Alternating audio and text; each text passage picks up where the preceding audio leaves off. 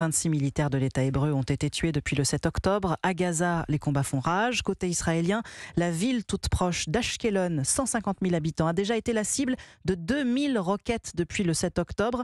Et si les 2 tiers de la population sont partis, eh bien certains refusent d'abandonner leur maison malgré les risques. Reportage de l'envoyé spécial d'Europe 1 en Israël, Sébastien Le Belzic. Quand les sirènes retentissent à Ashkelon, nous avons 15 secondes pour nous mettre à l'abri.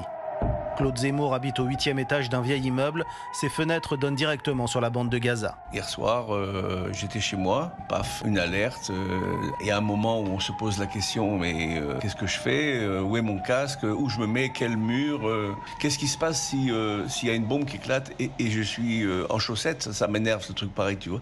Donc souvent la nuit, je dors en chaussures. C'est toute la journée des bombes, c'est toute la journée, on a des sirènes. Rachel Ayoun habite dans un immeuble tout près de la frontière. La semaine dernière, c'est tombé ici, juste là. Enfin, mes enfants sont au premier étage.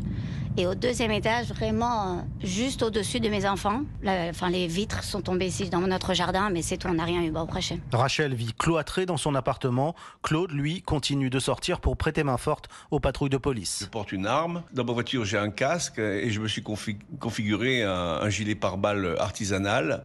La plupart des habitants a préféré fuir, loin de la bande de Gaza.